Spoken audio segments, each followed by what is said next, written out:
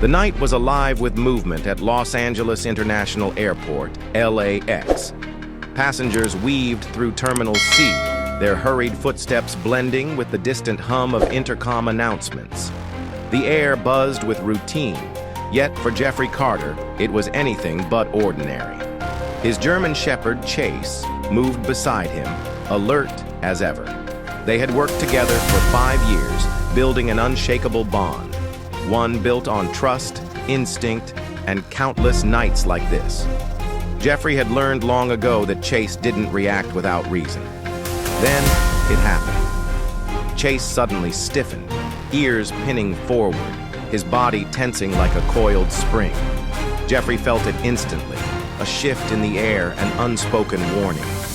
Before he could speak, Chase let out a deep, sharp bark, his gaze locked onto a row of storage lockers near Gate 24. Jeffrey's pulse quickened. Chase's alerts were never false alarms. He followed his partner's lead, stepping closer to the lockers, scanning for anything unusual. "What is it, boy?" Jeffrey murmured, kneeling beside Chase. The shepherd's muscles twitched, his paws pressing against the tiled floor, claws scraping slightly as if urging Jeffrey to move faster. A knot tightened in his stomach. This wasn't normal. Without hesitation, he radioed for backup. Within minutes, the area was swarming with airport security. Sergeant Baker arrived, his expression serious. As Jeffrey placed a firm hand on Chase's harness, he knew one thing for certain. Whatever was behind that locker door wasn't supposed to be there. The tension in the air was palpable. Passengers had been cleared from the area, but their whispers lingered in the distance, a nervous hum just beyond the security barricade. Jeffrey Carter stood firm, his heart pounding with a quiet intensity as he held Chase's harness. His partner, ever reliable, remained locked in place, eyes fixated on the storage locker near Gate 24. Sergeant Baker stepped forward, his voice low but firm. "What are we looking at, Carter?" Jeffrey exhaled slowly. "I don't know yet, but Chase does." Without another word, he reached for the handle. The cold metal sent a shiver up his arm as he carefully pried open the door. At first glance, nothing seemed out of place. Just the usual forgotten suitcases, an old duffel bag, a crumpled jacket. But then, tucked neatly behind the last row of compartments, something gleamed under the fluorescent lights. A small metallic box, wrapped in electrical tape, sat unnaturally still. Jeffrey's gut twisted. Not a bomb, not yet, but definitely something it shouldn't be. Baker cursed under his breath, signaling his team to secure the perimeter. Meanwhile, Chase didn't move, not even an inch. His ears remained pinned forward, nostrils flaring slightly. That's when Jeffrey noticed it. Beneath the box, almost invisible against the shadowed lining of the locker, was a black envelope, sealed with wax. His pulse spiked. Chase had led them here for a reason. And this was it. Carefully, Jeffrey lifted the envelope, running a thumb over the hardened wax. The imprint was unfamiliar, a strange, swirling symbol etched into the surface. His mind raced. No airline markings, no airport insignia. This wasn't lost baggage. This was left behind deliberately. "Layla!" he called, motioning for the forensic analyst. She approached quickly, her gloved hands moving with practiced precision as she took the envelope. "No prints," she murmured. "No smudges." Whoever handled this knew what they were doing. Jeffrey nodded grimly, then flipped open the envelope. The paper inside was thick, expensive, pristine, except for the erratic, jagged handwriting that stretched across its surface. "Do you see beyond the noise? Or are you just another pawn?" A heavy silence followed. Baker stiffened, jaw tightening as he read over Jeffrey's shoulder. "What the hell does that mean?" Jeffrey had no answer. But Chase, sitting silently beside him, did. A deep, guttural growl rumbled from his throat, low and ominous. Then, just as quickly as before, he lunged forward, pulling against his harness, dragging Jeffrey away from the locker, toward something else, Something bigger, something hidden. And for the first time that night, Jeffrey felt the undeniable weight of a game he hadn't even realized he was playing. Jeffrey barely had time to react as Chase pulled hard against his harness, dragging him a few feet away from the storage locker. His partner's movements were sharp, urgent. This wasn't over yet. His pulse quickened. Chase never reacted like this unless there was something more. "Carter, what's going on?" Sergeant Baker's voice cut through the tense air, but Jeffrey barely heard him. His focus was on Chase. His partner's entire body was rigid, ears locked forward, nostrils flaring wildly as if something just out of reach was sending off alarm bells only he could hear. Then, suddenly, Chase turned sharply, his paws skidding slightly on the polished floor. His target? A trash bin no more than 10 feet away. Jeffrey felt a chill creep down his spine. Someone had planned this. With a sharp command, he released Chase's leash just enough to let him work. The German Shepherd moved fast, nose pressed low to the ground, circling the bin once before coming to a dead stop. Then he barked, sharp, insistent, urgent. Jeffrey didn't hesitate. He motioned to Baker. "We need to check that bin. Now!" Baker wasted no time signaling airport security, clearing the area even further as a bomb technician moved in cautiously. Layla, still clutching the first envelope, joined Jeffrey at his side, her expression tight with focus. "Do you think it's the same as before?" she asked quietly. Jeffrey exhaled. "I don't think it's anything. I think it's another message." And he was right. Minutes later, the technician carefully extracted a second black envelope, identical to the first, sealed with the same strange wax insignia. But this time, something was different. This envelope was slightly heavier. Jeffrey took it carefully, turning it over in his hands before breaking the wax seal. The moment he pulled out the paper inside, a small metal object slipped from the folds and clattered to the ground. A USB drive. Baker let out a slow breath beside him. This just got worse. Jeffrey unfolded the letter, scanning the words, written in the same jagged, erratic scrawl as before. "You're chasing shadows. Do you trust the right instincts?" The words settled heavily in his chest. Whoever was behind this wasn't just playing games, they were leading him somewhere. Layla was already working on the USB, plugging it into a secure forensic laptop, fingers moving with practiced precision. Within seconds, a single file appeared on the screen, a countdown timer, and it was already running. 6 a.m. Baker swore under his breath. 6 hours until what? Layla clicked deeper into the file. A map flickered onto the screen, flashing red, marking multiple points across LAX's internal security routes, hallways only staff had access to. Jeffrey's stomach dropped. This wasn't just a warning. It was a blueprint. And someone out there was betting that they wouldn't figure it out in time. The numbers on the countdown timer flashed ominously on Layla's screen, each passing second a reminder that time was slipping away. Kalai 6 மணி 10 நிமிடம் 0 வினாடி 10 நொடி 10 நொடி.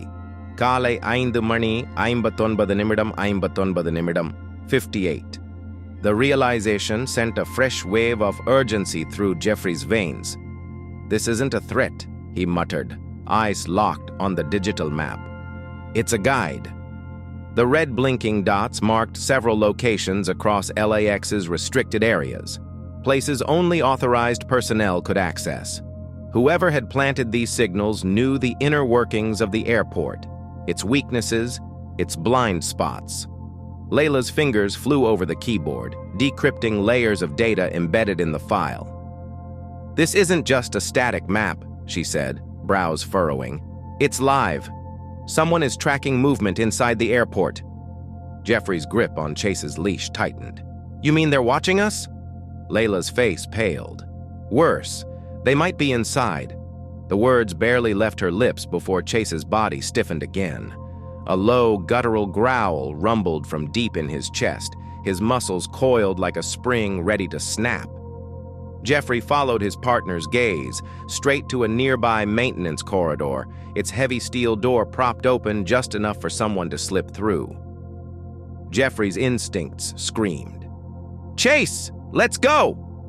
The shepherd lunged forward, leading the charge, paws pounding against the linoleum as Jeffrey raced after him, Baker and Layla close behind. The narrow passage reeked of oil and stale air, the hum of machinery echoing off the walls. Then they saw it.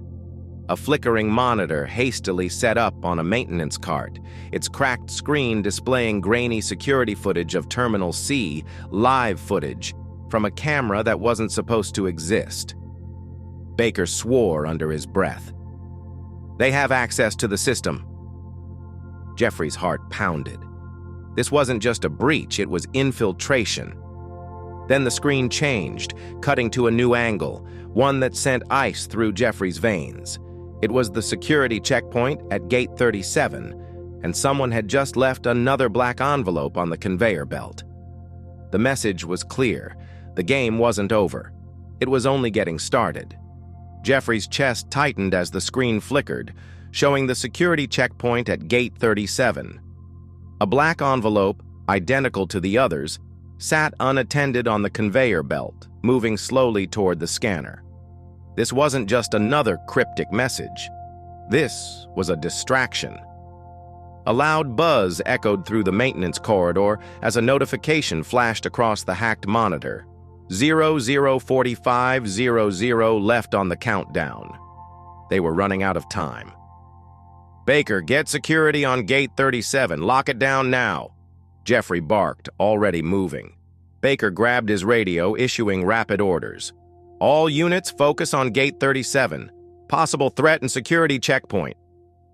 But Jeffrey wasn't convinced. His gut twisted. This was too easy. Chase hadn't reacted to the footage. His partner had led him here, to this corridor, not to the checkpoint.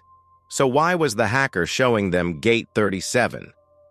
"Jeffrey," Layla's voice was sharp, urgent.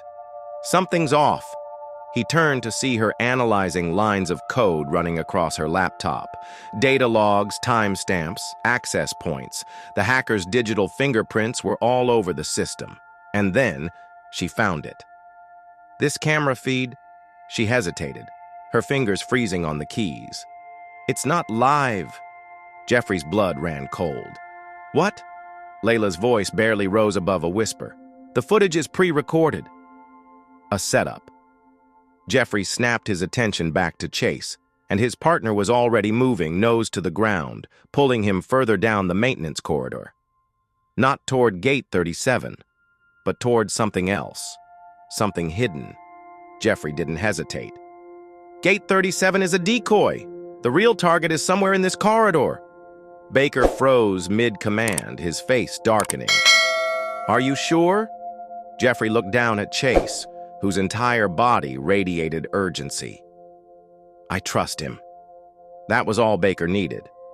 "Everyone, redirect to the maintenance sector. Possible real target located." Chase lunged forward, and Jeffrey ran.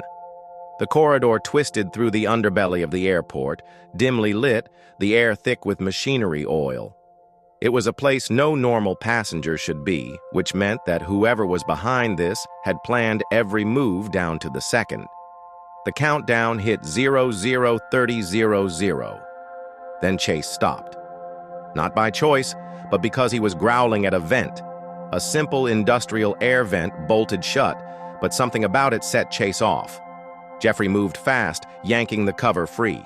Inside, nestled between thick ducts and electrical wiring, was a black duffel bag. His breath caught. This was it. Layla and Baker arrived just as Jeffrey carefully pulled the bag from its hiding place, placing it on the ground. Chase stayed locked onto it, unmoving. Jeffrey slowly unzipped it, revealing metal components, wiring, and a small, flickering LED light. Silence stretched between them. Then Baker swore under his breath. "It's armed." Layla inhaled sharply. "We have less than 30 minutes." Jeffrey's mind raced. A pre-recorded distraction, a hidden device, a countdown still running. This wasn't just a scare tactic. This was real. and unless they figured out how to stop it, the entire airport was in danger. The maintenance corridor felt suffocating, its dim lighting casting eerie shadows on the walls. The duffel bag sat on the floor between Jeffrey, Baker, Layla, and Chase, its flickering LED light pulsing like a heartbeat. 00:29:45. Time was slipping through their fingers. Jeffrey clenched his fists, his mind racing. This wasn't a hoax. This wasn't just another misdirection. This was real. "Layla," he said, keeping his voice calm despite the pounding in his chest. "Tell me you can disarm it." Layla crouched beside the bag, her eyes scanning the tangle of wires. I don't know," she admitted, her voice tight. "This isn't a standard setup." Baker cursed under his breath. "We call the bomb squad, now!" Jeffrey nodded, keying his radio. "Control, this is Carter. We have an active device in the maintenance corridor. I repeat, this is real. Need EOD here ASAP static." Then, "Copy that, Carter. Bomb squad en route. ETA, 20 minutes. 20 minutes. But the timer read 28. Jeffrey's stomach twisted. Something wasn't adding up. If the mastermind had planned this, if every step had been calculated, why give them time to disarm it?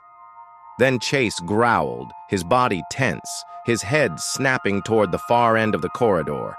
A new realization hit Jeffrey like ice. "This isn't the only one," he muttered.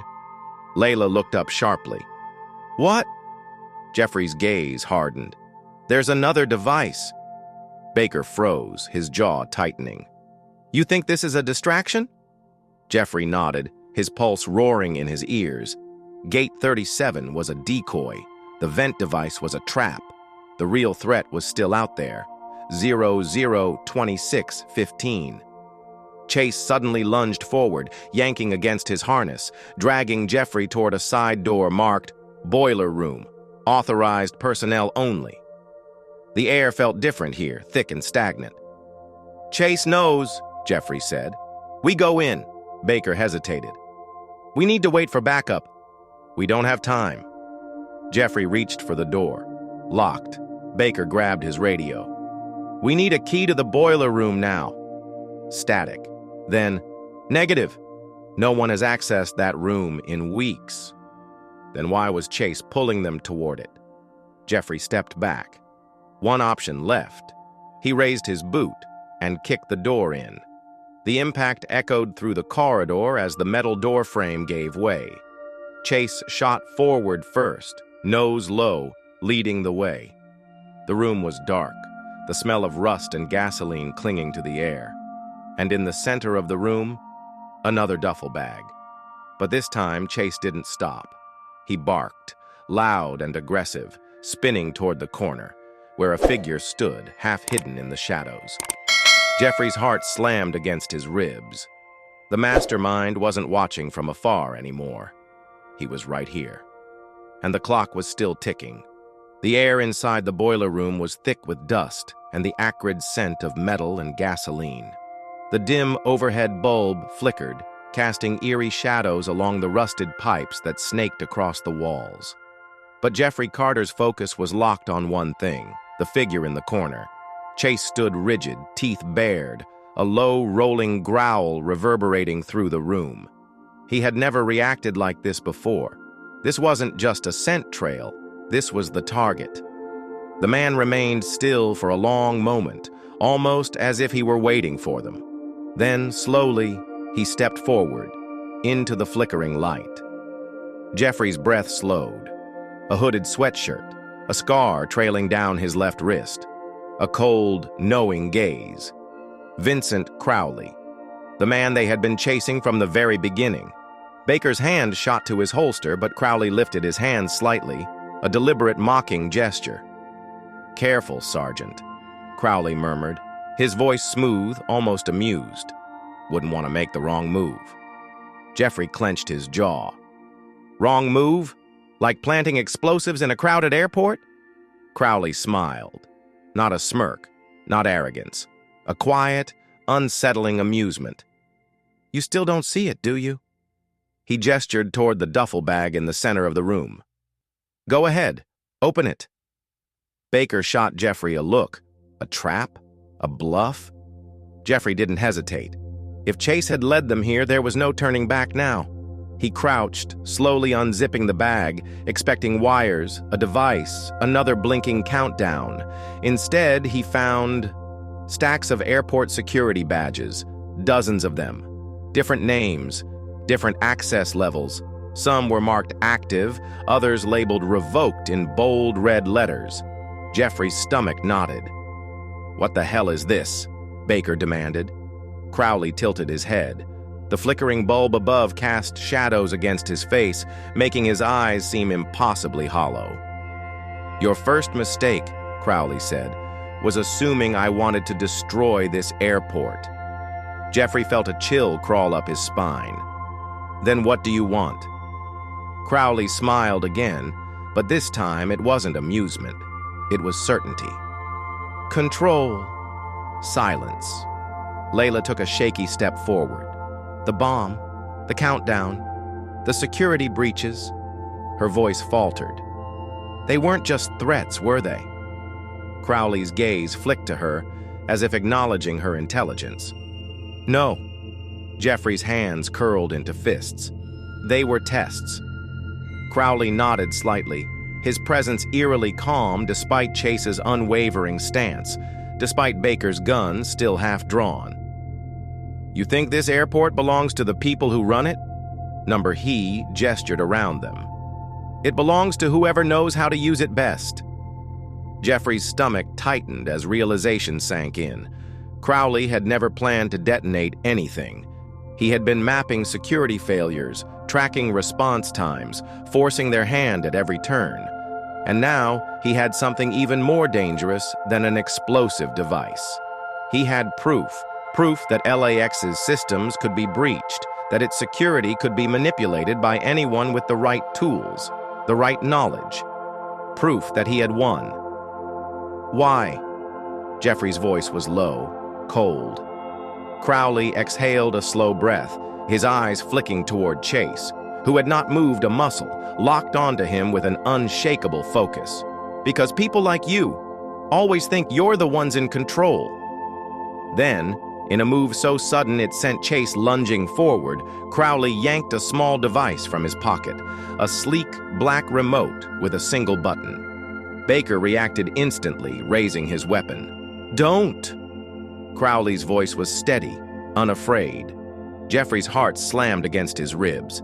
If that device was connected to another transmitter, Chase's growl deepened. Then Crowley pressed the button. For half a second, nothing happened. Then, through Jeffrey's earpiece, a single tone. Ping. Layla's screen flashed red. The countdown reset. 00:15:00. Jeffrey's stomach plummeted. There was another device, and they were already out of time. A single tone echoed through Jeffrey's earpiece, a cold mechanical ping, then the countdown reset, 00:15:00. Jeffrey's breath hitched. The game wasn't over. Crowley had just moved his final piece. Layla's fingers flew over her keyboard, eyes widening as data flooded her screen. "There's another device," she gasped. "A real one." Baker's grip on his gun tightened. "Where?" Silence. Then, Chase let out a sharp bark, snapping Jeffrey's attention back to Crowley. The man wasn't panicked, wasn't running. He was watching, calculating, waiting. Jeffrey locked eyes with him. "Where is it?" Crowley tilted his head, that same eerie calm lingering in his expression. "That's the fun part, Carter. You tell me." Jeffrey's pulse roared. 15 minutes. Chase sniffed the air, his body vibrating with tension. Then he turned, whipping toward the boiler system in the center of the room. A low, threatening growl rumbled from deep in his chest. Jeffrey followed his lead, stepping toward the massive, rusted pipes lining the far wall. The room reeked of oil and old metal, but beneath it, a sharp, unfamiliar scent, something chemical. Chase snapped his head back toward Jeffrey, ears pinned, paws shifting anxiously. Then he sat, right in front of the boiler panel. Jeffrey's stomach dropped. That was it. He lunged forward, ripping open the panel. Wires, circuits, a small black device strapped to the inner wall, a flashing LED light blinking in sync with the countdown. 001324. His hands moved on instinct, pulling back quickly before touching anything. One wrong move and... Layla rushed to his side, eyes darting between the exposed wiring and the fast-ticking clock. "I need a minute to figure this out," she said, voice taut. "I don't recognize the setup." "We don't have a minute." Jeffrey turned to Crowley, whose smirk hadn't faded. Baker yanked him forward. "Shut it down, now." Crowley laughed. Not nervous, not forced, genuine amusement. "Oh, Baker," he sighed, shaking his head. "You still don't get it." He looked at Jeffrey, and for the first time all night his expression shifted. Not confidence, not arrogance, respect. "You already know how this ends," he said. "So do it." Jeffrey's hands curled into fists, but before he could demand answers, Chase let out a sudden, piercing bark. Not at the bomb, at Crowley, and everything clicked. This was never about escaping. This was never about winning. This was about proving a point, and Crowley had already made his move, so Jeffrey made his. He turned back to the panel, exhaling slowly, trusting every instinct in his body. He reached for the main wire, the one Chase's nose had hovered over, the one that... "Carter, wait!" Layla started. But Jeffrey didn't wait. He cut the wire. Silence. The countdown froze. 00947. Then, the light blinked once more and shut off. Jeffrey let out a slow breath. The game was over. For now. For a moment there was only silence. No alarms. No countdown. Just the distant hum of the airport above and the slow, measured breaths of everyone in the room. Jeffrey Carter remained crouched before the boiler panel, fingers still gripping the severed wire. His pulse pounded in his ears, his body bracing for something, anything to go wrong. But nothing did. The threat was neutralized. Chase let out a low whine, his stance easing as he cautiously stepped forward, sniffing the now disabled device. He gave it one last huff before turning to Jeffrey, eyes bright with that unwavering trust that had guided them here in the first place. Jeffrey exhaled, finally allowing himself to breathe. Behind him, Baker yanked Vincent Crowley to his feet, pinning his arms behind his back. "It's over," Baker growled. "You lost." But Crowley? He didn't fight. He didn't struggle. He laughed. A low, knowing chuckle that sent a fresh wave of unease crawling up Jeffrey's spine. Layla frowned, still kneeling beside the bomb's remains, scanning its disarmed components. "What's so funny?" she demanded. Crowley lifted his gaze to Jeffrey, and for the first time that night, his eyes weren't taunting. They were calculating. "You think this was about winning?" he asked, his voice unsettlingly calm. "No, Carter. This was about seeing if you were ready." Jeffrey's stomach twisted. Ready for what? Before he could ask, a sharp buzz came from Layla's laptop. She glanced down, then paled. A new message had appeared on the encrypted server, a single line of text. He was just the first. Jeffrey froze. Layla's fingers trembled as she clicked deeper into the system, scanning for a source. "It's coming from..." She hesitated, then looked up, eyes wide. "Outside the airport." Jeffrey's blood ran cold. This wasn't over. This had never been about just one man.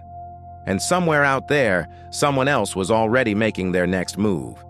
At its core, this wasn't just a story about a race against time or a battle of wits between Jeffrey Carter and Vincent Crowley. It was about something far greater. The delicate balance between chaos and control, trust and deception, order and vulnerability. Jeffrey didn't win because he was faster or stronger. He won because he trusted his instincts, his team, and most importantly, his partner, Chase. In a world where threats can come from anywhere, blind reliance on technology, data, and protocol isn't enough. Sometimes, the most important thing is the human connection, the bond built over years of experience, trust, and loyalty. Crowley's actions weren't just a test of security. They were a statement. He exploited weaknesses not to destroy but to expose a system that believed itself impenetrable. His message was chilling. True danger doesn't come from the obvious threats, but from the ones no one sees coming. And yet, amid all the deception and danger, the story also speaks to the power of resilience. When faced with impossible choices, Jeffrey didn't freeze. He didn't wait for orders. He acted, not with reckless abandon, but with calculated trust in the things that mattered most: his instincts, his team, and the unspoken bond with Chase. The real lesson? No system is flawless. No person is invincible. But when we stand together, when we trust those who have earned it, and when we refuse to be controlled by fear, we can rise above any game, no matter who's playing. Share your thoughts. We'd love to hear from you. And if you enjoyed this video, don't forget to like, subscribe, and hit the notification bell so you never miss another amazing story. Together, we can shine a light on the power of doing what's right. Thank you for watching, and we'll see you in the next one.